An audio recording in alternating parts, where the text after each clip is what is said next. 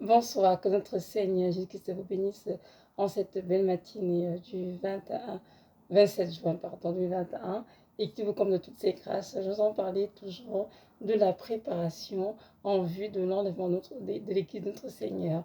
Sans doute que notre Seigneur qui vient bientôt chercher une Église glorieuse, sans tache ni ride, et donc c'est important de se préparer et ce adéquatement. Il y a beaucoup de chrétiens qui ont été enseignés, qui n'ont besoin de se préparer, qui sont soumis une fois pour toujours, et qui vont entre paradis, peu importe ce qu'ils font de leur vie. Je vais vous dire que ce n'est pas vrai, c'est une grande tromperie, et de ne surtout pas écouter ces enseignements qui sont des enseignements venant de l'enfer, vraiment de vous, comment dirais-je, de vous mettre à l'esprit que c'est important de vous préparer si vous voulez faire partie de ceux qui seront enlevés. Lorsque notre Seigneur qui se parle d'une église glorieuse, sans tache ni ride, bien sûr, les questions ici du chrétien, de sa vie spirituelle, dont nous devons avoir des robes blanches éclatantes, sans tache, sans ride, c'est-à-dire sans péché, tout simplement. Et pour ça, nous devons donc confier nos péchés devant le Seigneur et éviter de faire tout ce qui est mal, tout ce qui est abomination. Nous allons parler aujourd'hui de marche dans l'amour. Oui, toi, mon frère, ma soeur, qui attend le Seigneur, est-ce que tu marches en amour? Est-ce que l'amour dans ta vie est ta seule motivation qui conduit tes actes, tes pensées, tes paroles? Oui, c'est important d'en parler parce que l'amour dont il est question, c'est pas l'amour du monde, c'est pas l'amour charnel, hein, c'est pas l'amour qui, qui est intéressé. Non, ici, c'est vraiment l'amour divin, l'amour agapé, dont je t'ai mentionné dans 1 Corinthiens 13. Notre Dieu, lui, il est amour. Nous savons tous que Dieu est amour. Donc nous qui sommes ses enfants, nous sommes appelés à marcher dans l'amour, à sa suite et à suivre son exemple. Il est le modèle parfait. Il a aimé jusqu'à la croix. Donc nous aussi, nous devons marcher dans l'amour et ce tous les jours envers notre prochain, envers ceux qui nous aiment, envers nos ennemis aussi. C'est important de le mentionner. Il y a beaucoup de chrétiens qui vont se voir fermer la porte du ciel parce qu'ils ne marchent pas dans l'amour. Parce qu'ils sont des chrétiens qui parlent de Jésus avec la bouche, mais qui dans la vie pratique ne vivent pas dans l'amour de Christ. C'est important, mes frères et sœurs en Christ, de marcher dans l'amour. Lisons ensemble 1 Corinthiens 13, hein, qui est un passage, je dirais un texte quand même assez long, de 13 versets justement. Je pense que je lirai tout ça dans cette vidéo, mais vous pourriez le lire à la maison pour bien saisir vraiment c'est quoi l'amour dont Dieu parle dans ce chapitre. Donc, 1 Corinthiens 13 dit ceci. Quand je parlerai les langues des hommes et des anges, si je n'ai pas l'amour, je suis un airain qui résonne, une cymbale qui retentit. Et quand j'aurai le don de prophétie, la science de tous les mystères, même toute la foi jusqu'à transporter les montagnes, si je n'ai pas l'amour, je ne suis rien. Et quand je distribuerai tous mes biens pour la nourriture des pauvres, quand je livrerai même mon corps pour être brûlé, si je n'ai pas l'amour, cela ne sert de rien. Je m'arrête là, c'est 1 Corinthiens 13, versets 1 à 3. N'est-ce pas frappant, mes frères et sœurs, de voir ici que l'apôtre Paul nous écrit sur l'amour, moi je veux dire la charité. Parce que les textes c'est écrit charité, elle n'a pas du mot amour, mais c'est la même chose. L'amour divin ou la charité, c'est dans la même chose. Donc ici, il est question d'avoir l'amour comme unique et seule motivation de ce que nous faisons. Verset 1. Donc si tu parles la langue des hommes, des anges, peu importe comment tu es instruit, si tu n'as pas l'amour, tu n'es rien. Ce que tu fais ne vaut rien, ça veut dire. Pas que tu n'es rien, je m'excuse, mais ce que tu fais ne vaut rien. Si tu parles en langue, tu pries en langue, Mais si tu marches dans l'amour, ça ne sert absolument à rien. C'est du verset 1. Verset 2.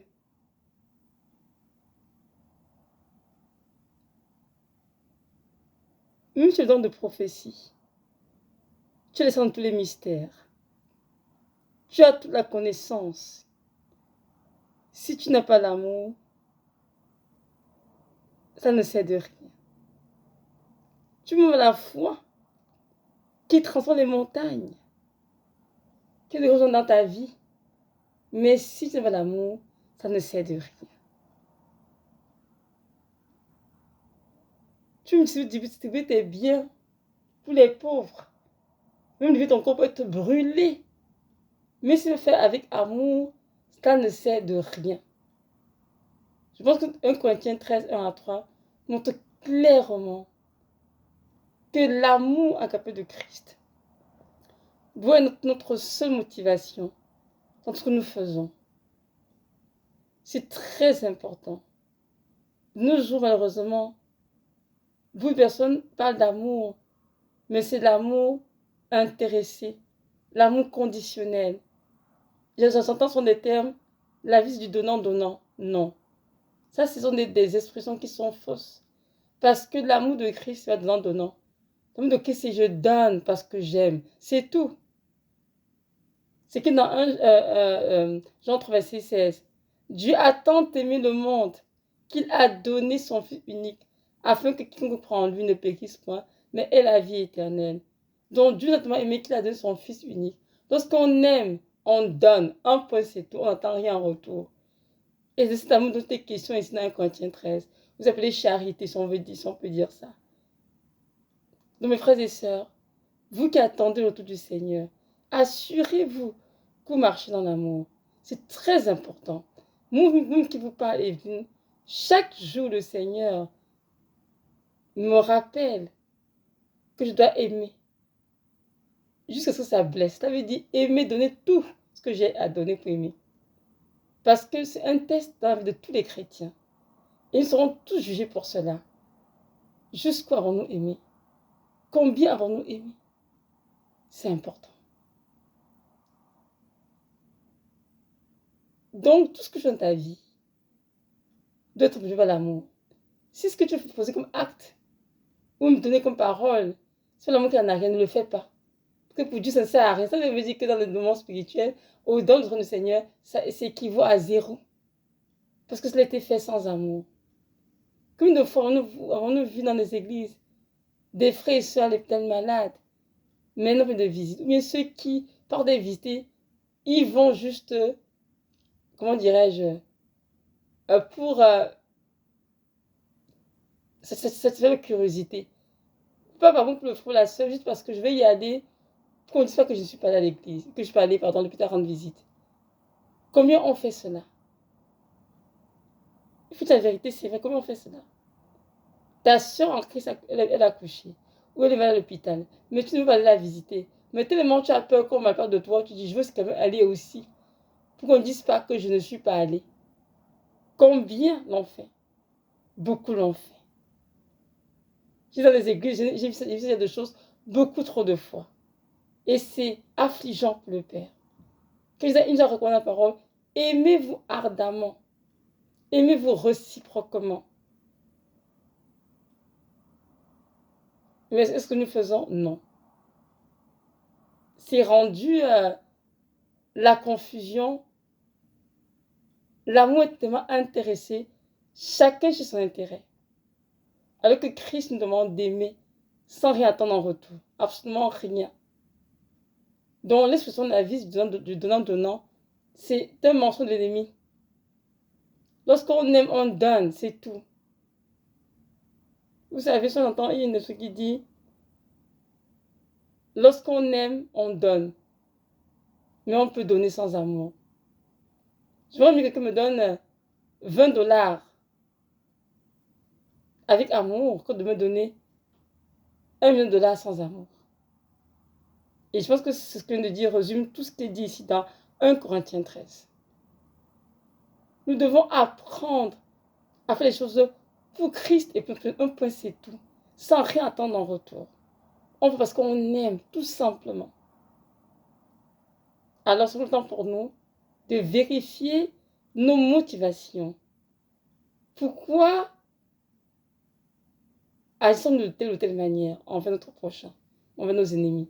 C'est important de voir ça parce que je vous assurer que ça semble peut-être banal pour vous qui m'écoutez, mais non du tout banal. Dieu regarde toutes ces petites choses que nous négligeons. Et beaucoup pourraient rater dans le monde à cause de cela. Donc c'est important, mon frère, ma soeur, que tu t'assures que tu es en amour, que l'amour dans ta vie, l'amour agapé de Christ, bien sûr, pas l'amour d'une mort, pas l'amour charnel, l'amour agapé, la charité est ta seule motivation dans tout ce que tu fais envers ton prochain. Et envers tes ennemis. Parce que la Bible nous recommande dans Matthieu 5, 45-48, d'aimer nos ennemis, de prier pour ceux qui nous persécutent, de faire du bien. Nous devons aimer, dans ce cas de figure. Nous avons été créés pour aimer. Pour notre Père, lui, il est amour. Et l'œuvre de la croix est basée sur l'amour de Christ pour l'humanité. Donc nous devons aimer. Jusqu'où? Jusqu'à ce que on a tout donné. On ne doit rien retenir. Et notre Dieu est là pour nous aider. Comment montrer comment marcher? Il y a des fois, moi qui est venu des fois du Seigneur, non, c'est trop me demander. Après ce que cette personne a fait, Seigneur, non, je ne peux pas faire ce que tu me demandes. Je ne peux pas aimer comme ça, Seigneur. Et il me dit, oh, et pourtant, mon enfant, c'est ça ton test, tu dois aimer. Jusqu'à ce que ça te blesse, Evelyne. Tu dois aimer. Il va regarder ce que la personne a fait. Tu vas regarder à ce que j'ai fait pour toi. Et ce que j'attends de toi. Donc tu dois, mon enfant, prier pour que le Saint-Esprit t'aide à aimer. Même ceux qui t'ont fait du mal. Même ceux qui t'en veulent, tu dois les aimer. Et c'est difficile, frère et moi. Moi, je suis mariée. Hein. Et je vous dis que dans des couples mariés, mon Dieu, on vit dans des choses difficiles. Qui nous amènent à dire, Seigneur, mais est-ce que je suis trompée? Et le mariage est une grande école pour les mariés parce que dans cette école, le Seigneur les brise, les façonne, les sanctifie. Et parfois, ça prend vraiment de t'oublier toi pour aimer comme Dieu veut que tu aimes. Parce que tu peux te mettre en avant, moi, tu ne pourras jamais aimer comme Christ le veut. C'est la parole que Christ, après son amour envers nous, en ceci, lorsqu'il nous est encore pécheurs, il est mort pour nous à la croix. Nous sommes encore des impies. C'est-à-dire, nous sommes encore tous vautrés nos péchés, dans le mensonge, dans la fornication, dans toutes sortes de choses mauvaises. Mais il nous a tant aimés qu'il est mort pour nous pareil. Donc, c'est à notre tour aussi de mourir pour nos frères et sœurs. Amen. Et ça prend de renoncer à soi, laisser le moi de côté et d'aimer comme Christ veut que nous aimions. C'est important. Et de Saint Dieu là pour nous aider à faire cela. Je suis contre le verset 4 de 1 Corinthiens 13. La charité est patiente. Elle est pleine de bonté. La charité n'est pas envieuse. La charité ne se vante point. Elle ne s'enfle point d'orgueil. Elle ne fait rien de malhonnête. Elle ne cherche point son intérêt. Amen. Elle ne s'irrite point. Elle ne soupçonne point. Elle ne se réjouit pas de l'injustice, mais elle se réjouit de la vérité. Elle excuse tout. Elle croit tout.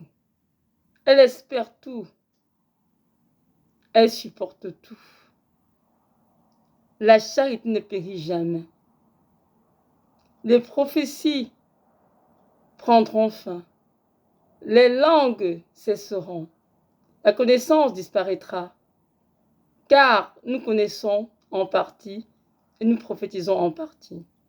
Mais quand ce qui est parfait sera venu, ce qui impartiel disparaîtra. Lorsque j'étais enfant, je parlais comme un enfant. Je pensais comme un enfant. Je raisonnais comme un enfant. Maintenant que je suis devenu homme, j'ai fait disparaître ce qui était de l'enfant. Aujourd'hui, nous voyons au moyen d'un miroir, d'une manière obscure. Mais alors, nous verrons face à face.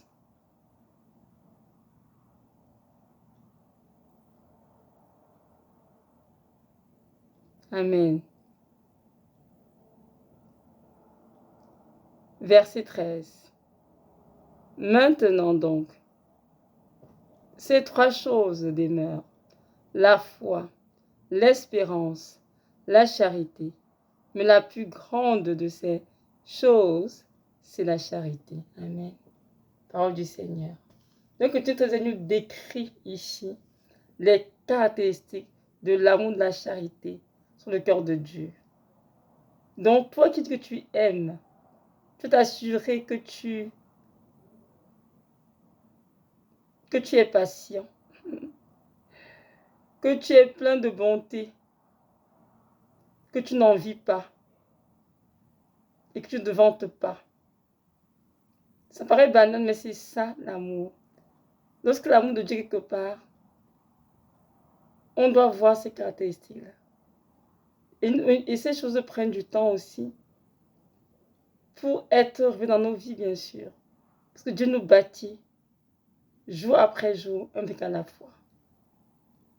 Donc, nous devons nous assurer que l'amour dont nous parlons dans nos vies n'est pas malhonnête. Amen. Ne cherche pas son intérêt. Ne s'irrite point. Et ne souffre pas le mal. L'amour, non, c'est qu'il ne se réjouit pas de l'injustice, mais de la vérité. Amen. Mes frères et sœurs en Christ, je vous encourage, prenez le temps à la maison de lire 1 Corinthiens 13. Et on doit vous enseigner bout par bout les caractéristiques de l'amour divin dans cette question, la charité. Et demandez de l'aide au Saint-Esprit pour vous aider vraiment à mettre cela en pratique dans vos vies. Et parce que moi aussi, je fais la même chose tous les jours. Tous les jours, c'est important. Parce que notre Dieu nous appelle à aimer et à avoir un amour pur. C'est très important de le mentionner. Parce que parfois, on peut avoir un amour charnel teinté de beaucoup de choses obscures. Parce qu'on veut tromper, parce on est intéressé, parce qu'on veut avoir quelque chose qu'on guette. Non, nous devons aimer de manière désintéressée, comme Christ est aimé. Et choisir toujours la voie de la vérité, le pardon, la réconciliation, toujours sur la paix, poursuivre la paix, pardonner tout, excuser tout, endurer tout, par amour. Et ce n'est pas facile. Par de Dieu, on va y arriver. Vraiment, contre Dieu nous aide tous à le laisser vivre auprès de nous. Et vraiment que cet amour se manifeste en outre de nous pour toucher tous ceux qui nous entourent. Notre Dieu est grand. Il est puissant. C'est un Père qui a compassion de nous. Et à lui, rien n'est impossible. Peu importe nos faiblesses, peu importe nos challenges, nos défis, courons dans ses bras d'amour et demandons de l'aide. Il nous aidera volontiers pour nous amener à être vraiment des disciples de Christ qui aiment. N'oublions pas qu'il est dans la parole. Je crois dans l'évangile de Jean, lorsque le Seigneur a dit à quoi reconnaîtrons que vous êtes. Non, à quoi allons-nous reconnaître que vous êtes mes disciples? Ils ont donné beaucoup de réponses, mais le Seigneur a dit non. Pas l'amour que vous portez les uns pour les autres. Donc ça veut dire que les chrétiens, le premier marque en fait, c'est l'amour qui les caractérise. Et cet amour ou la charité est bien décrite ici dans 1 Corinthiens 13. Donc, efforçons-nous de marcher sans cette charité-là, avec la grâce de Dieu. Soyez richement bénis et que notre Dieu nous aide vraiment à faire ce qu'attend de nous, que nous soyons prêts pour l'enlèvement. Amen.